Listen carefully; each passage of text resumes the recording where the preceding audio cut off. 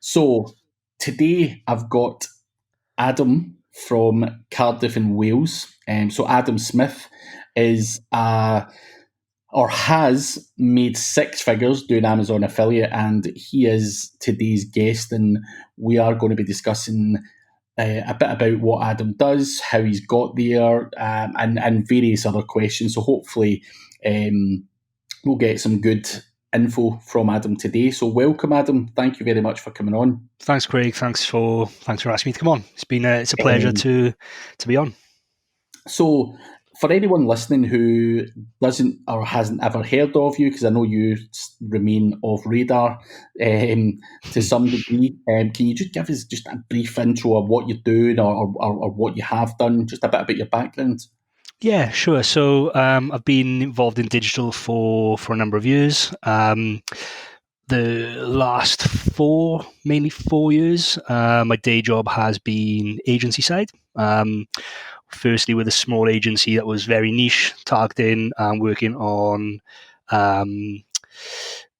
video adverts based in Southeast Asia, so very niche agency, but I learned quite a lot there. And from there, I moved on to another more broader agency, which dealt with the education market. So I was a digital strategist for some of the top universities in the UK, all through paid strategy. And I would go in and help them understand their audience, segment their audience, and understand and plan campaigns across the whole student cycle. So it's quite a complex journey, and it's not like an e-commerce store where somebody sees a pair of red shoes, likes the pair of red shoes, and buys. The decision to attend a specific university can start and finish.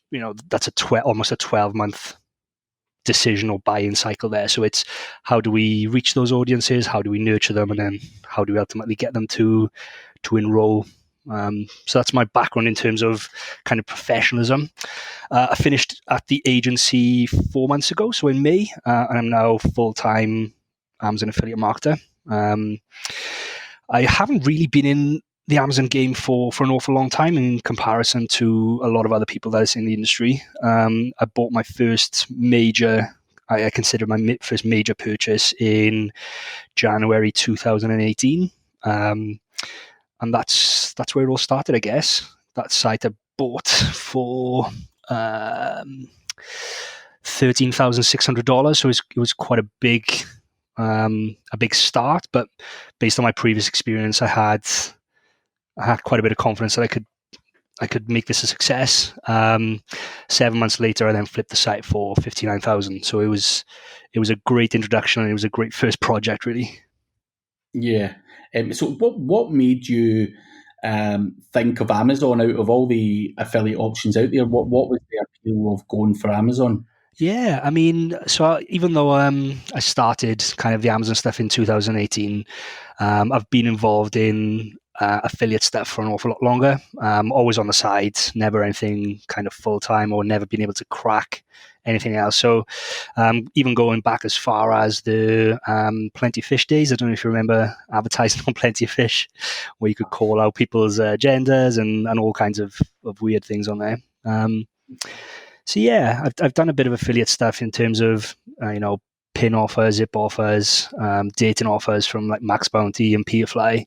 And then kind of they just fell by the wayside. I could never quite crack that enough to think I'm going to give it a good go, and this is going to be my full-time gig.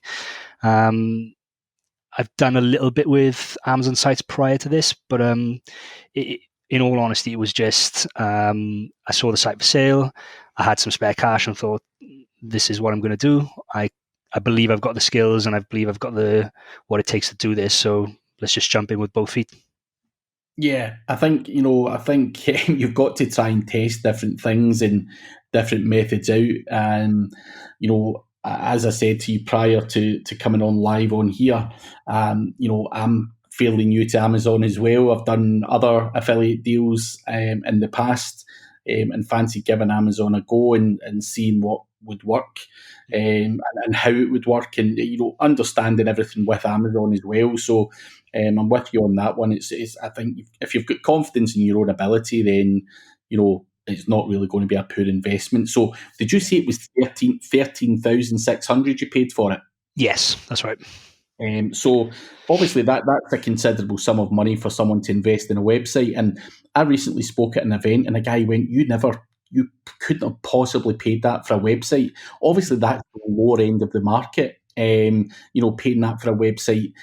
For me personally, the reason I wanted to buy a website was I wanted to have some history, some backlinks, some content, and everything else. Was that your same? Were you going through the same thought process? Like, give yourself a Yeah, head start?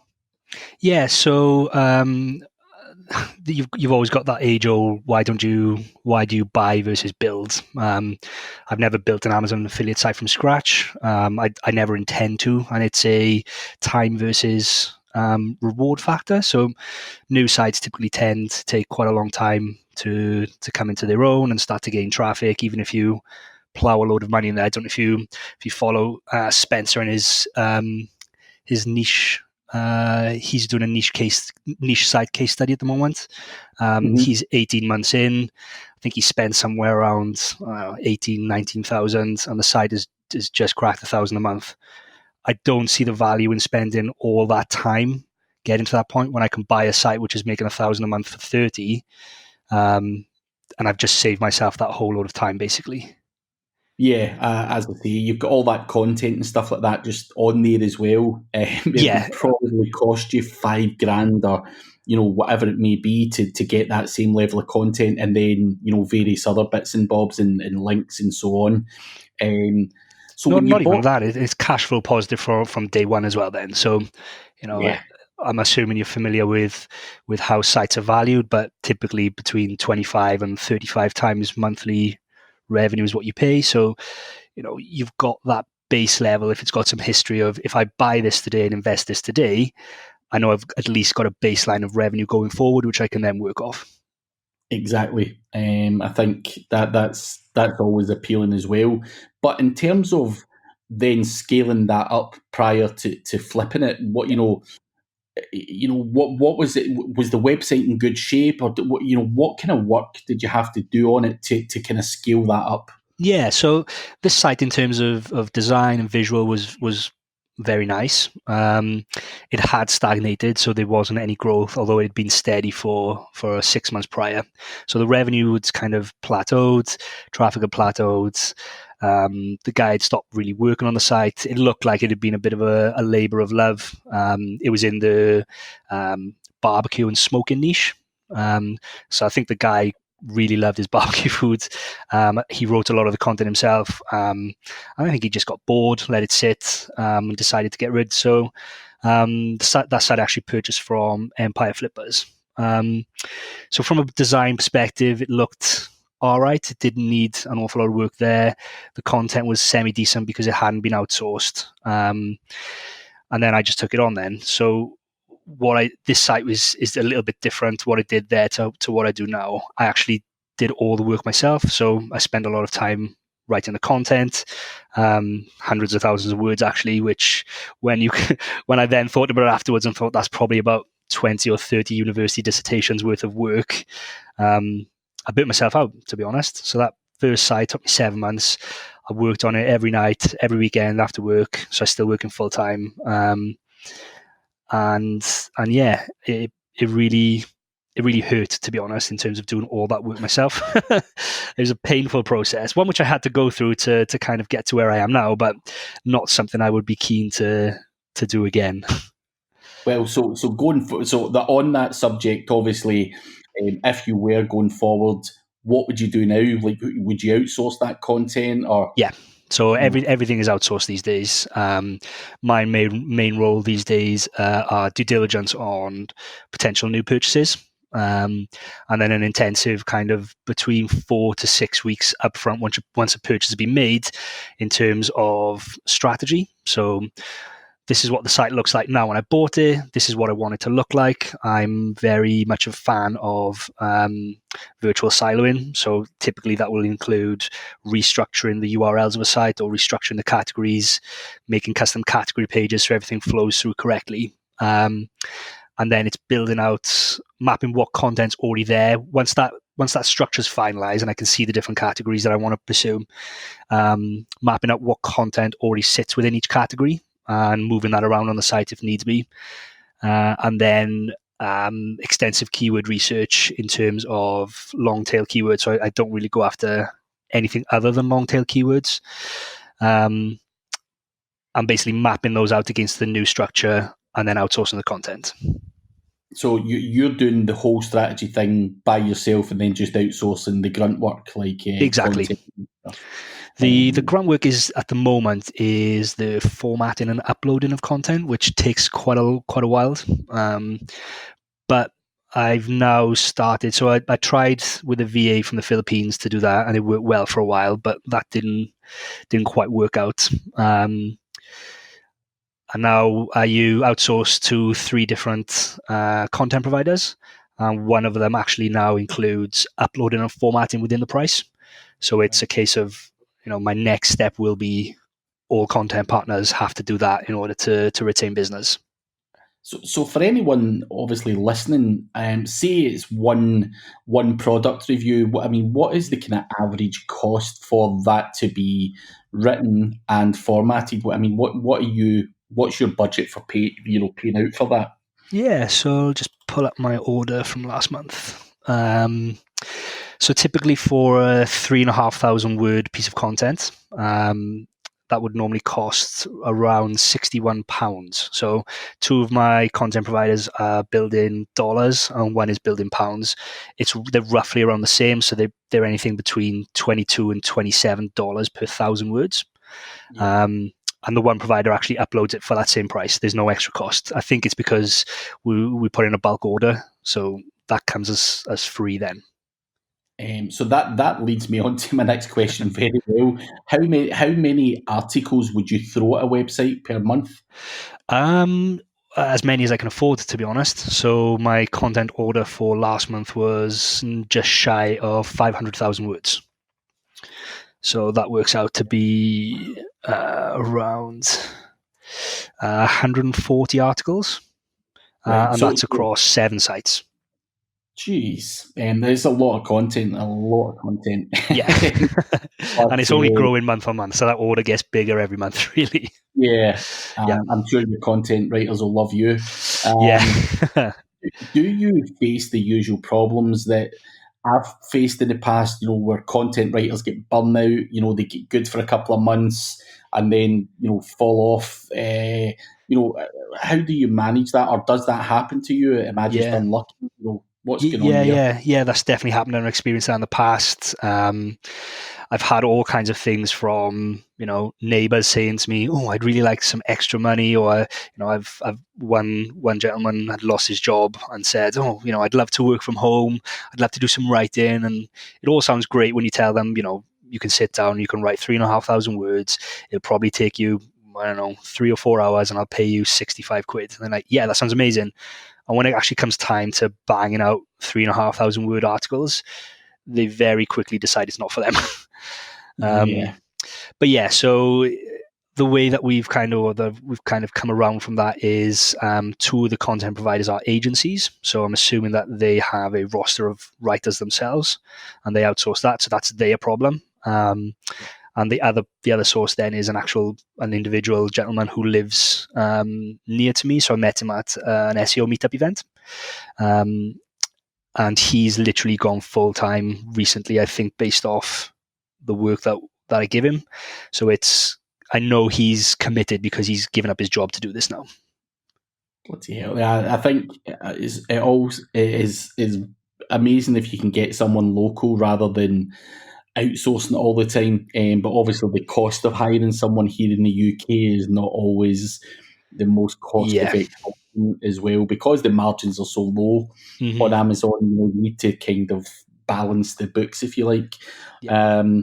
But as I say, I've tried the Philippines, I've tried loads of different places for content.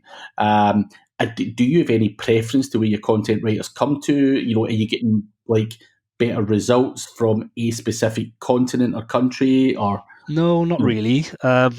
So when it goes to an agency, I don't actually know who produces that. It could be Right. somebody from the Philippines. It could be somebody from elsewhere. Mhm.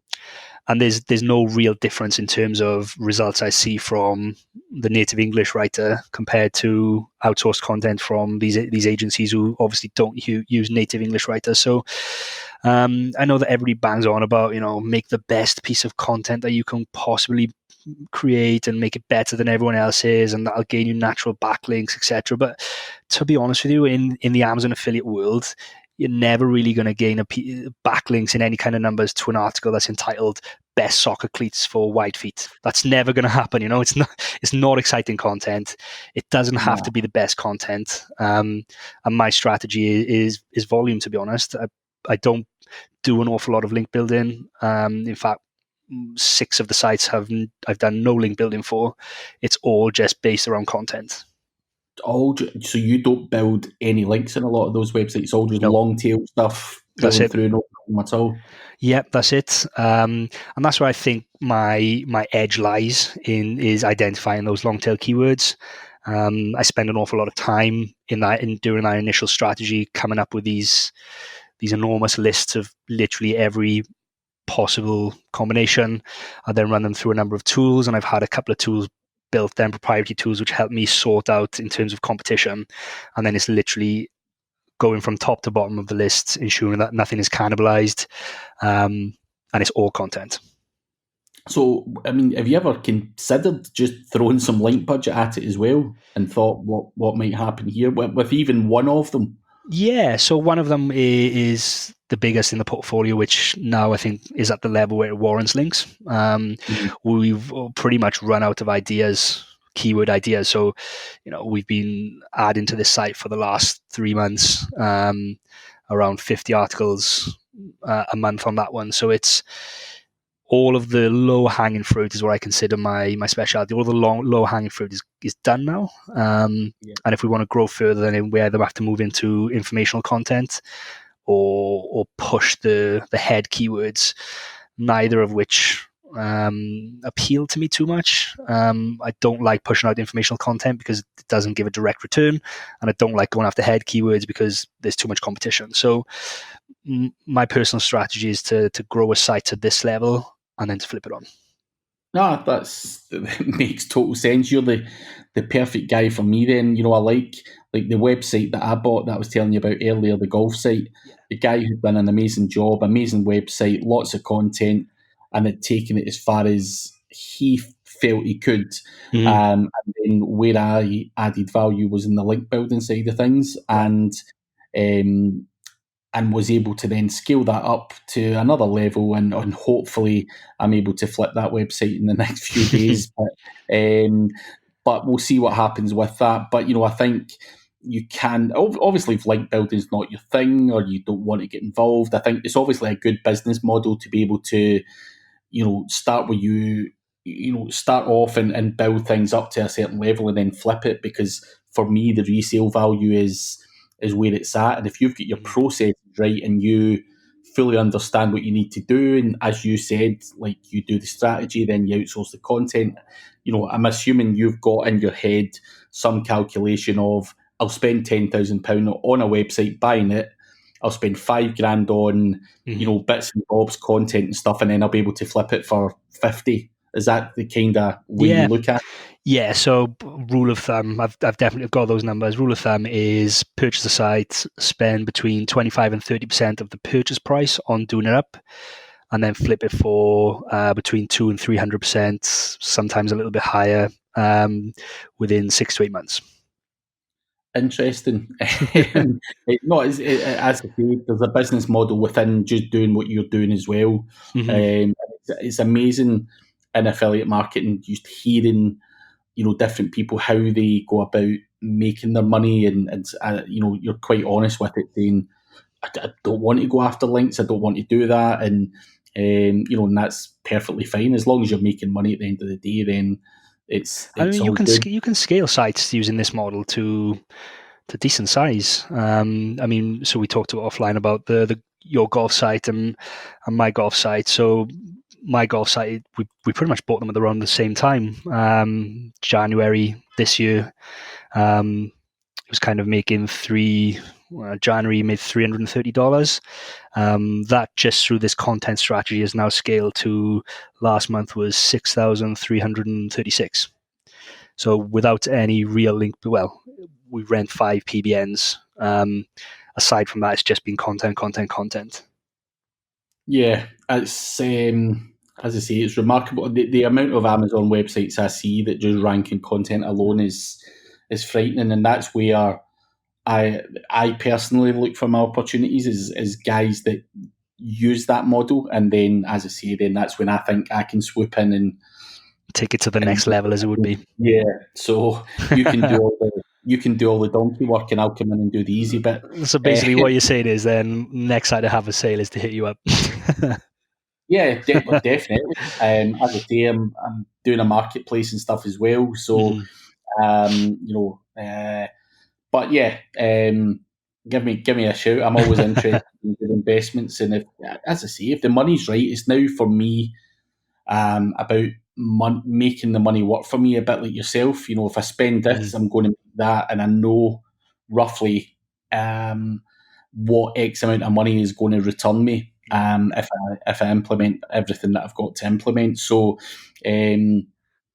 Yeah, it's working well for me, and something I want to do a lot more of is buying digital assets.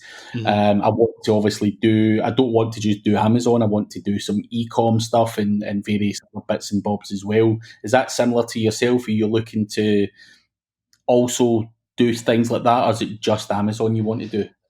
So it's primarily Amazon. So at the moment, I'm very much it's on an ad hoc basis, I would say. So I see a site I like and it's got potential, and I buy it if I've got spare cash. And it's very much although it's my full time job now, it's not quite like a business, if that makes sense. It still feels like I'm just doing it freelance here and there.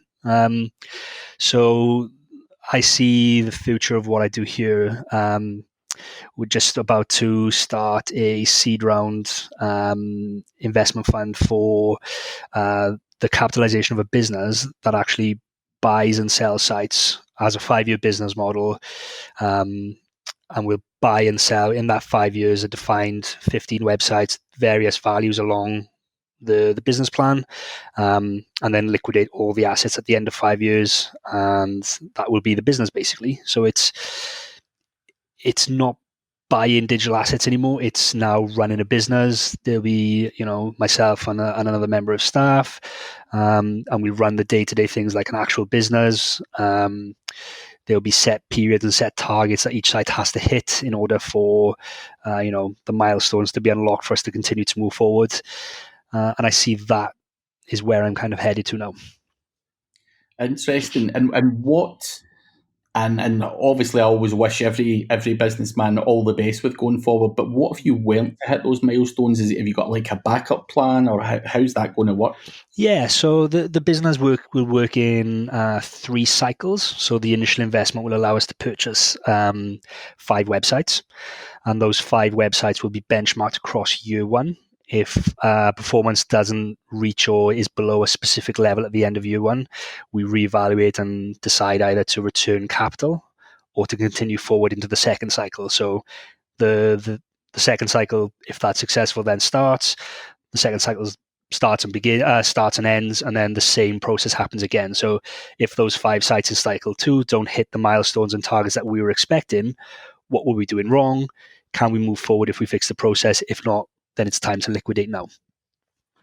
Interesting. And I take it you've already got all the processes in place. Are you just going to, do that, Yeah, scale up the way you've done, exactly. with your own stuff? Yeah, Um, exactly. So the processes are in place. I think you touched on finding quality content providers at decent rates who are reliable. So that's in place. The strategy's in place because obviously that's me. So it's now just a case of how do we take flipping sites here and there and everywhere into this is a business, this is the business model. We will buy 5 sites within the next 5 months. This is how they will perform. Once they hit a certain performance level, we will sell and reinvest that money into cycle 2 then. So when you're looking for these assets to buy, Mm-hmm. everyone knows Empire Flippers and Yeah. all that kind of stuff.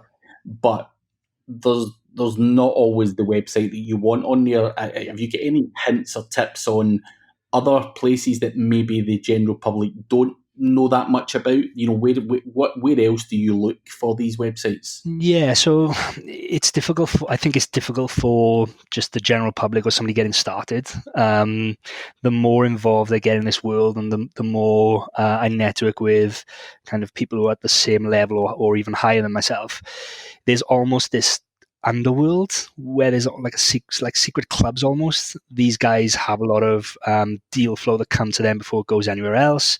They're actively out there looking for deal flow, so they're scraping search results and making offers to sites which haven't been updated in X amount of time and things. So I'm quite fortunate now that I feel like I've broken into that circle. I see a lot of deal flow before it goes even to the Facebook groups now. Typically, the deal flow will go private investors, maybe some Facebook groups, and then to a marketplace, maybe Flipper or Empire Flippers if it's of the correct size.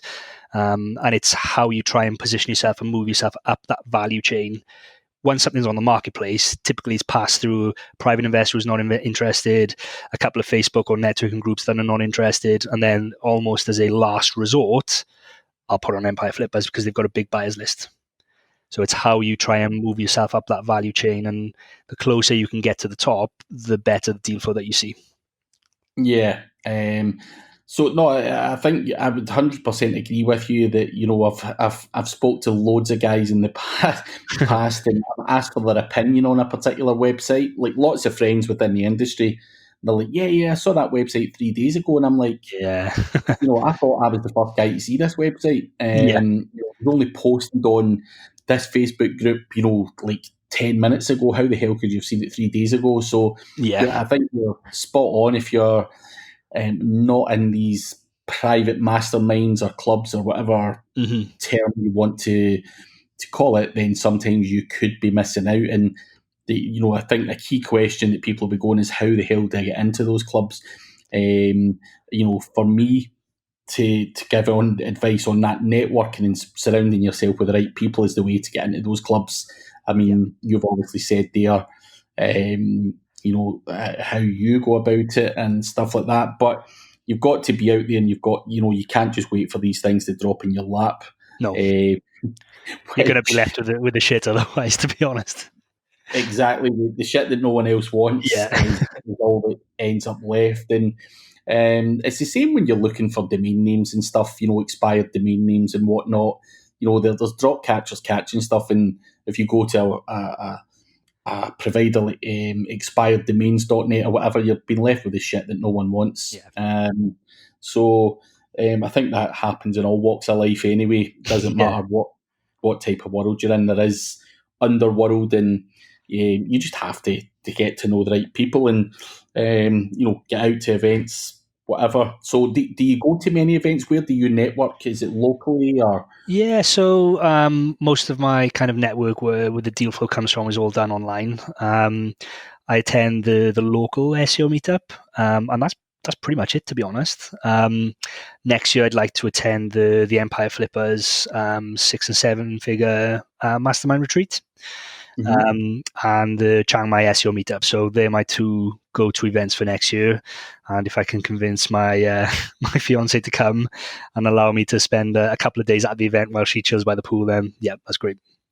I think Chiang Mai is a very, very good event. It's one of the best ones I've been to. Yeah. I spoke there last year. Sadly, I'm not able to make it this year because I've got another speaking engagement. Mhm. But if you haven't been, No, never. 100% go there, because the guys that are there, even just not even the event itself, but the days and leading up to the event and all the kind of stuff they do. Everyone meets at the pub, Yeah. and it's all crazy affiliate guys and guys doing some weird shit, and that's what we love, right? Yeah. It's that you don't want to go to someone selling their tool or something like that. So Chiang Mai is definitely. I've not been to the Empire Flippers one. I'm sure actually when I was in Chiang Mai, Justin from Empire Flippers was in my mastermind group, and I'm friendly with Gregory.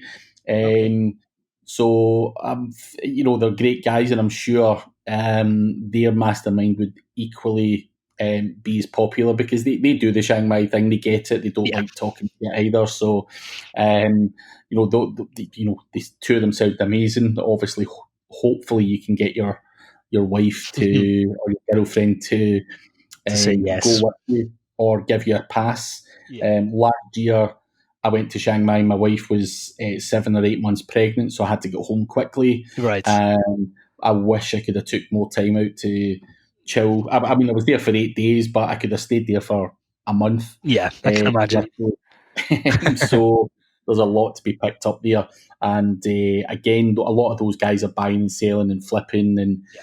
doing all that kind of stuff, and can put you in touch with the right guys or even help you get into the clubs to, where you're getting offered the websites before they go out to the masses. So I think that's where it's all at. I think, it's interesting to have you on and hearing how you do Amazon and your goals. I think so. I take it going forward, that's all you're going to do, other than get the seed investment, invest in 5 websites. You're going to stick to this. You're not going back to agency life, are you?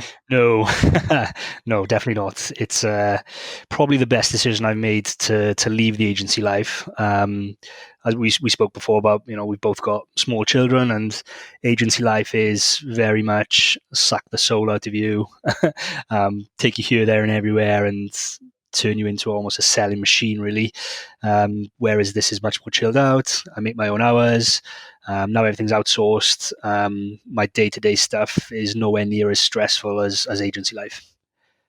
So, can I ask a bit about leaving the agency and going to do this? Like, what I know everyone. There'll be loads of guys out there who listen and they go, "I'm in an agency and I'd love to do this."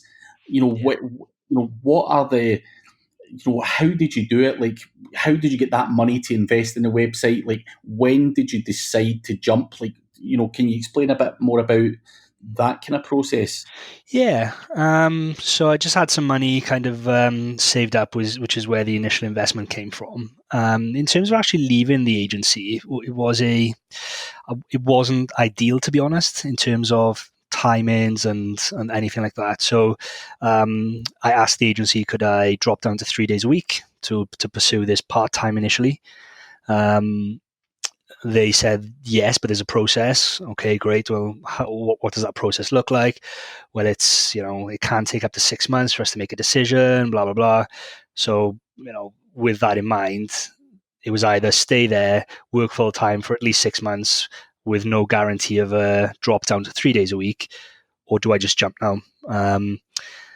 And it was quite frightening, to be honest. Obviously, with a small child, with a mortgage, with regular bills, my partner back at work just part time, taking a step down from a relatively well paid agency job with a car allowance, etc., to I'm now relying on my income from Amazon full time, which we know the risks. Google could change their algorithm tomorrow.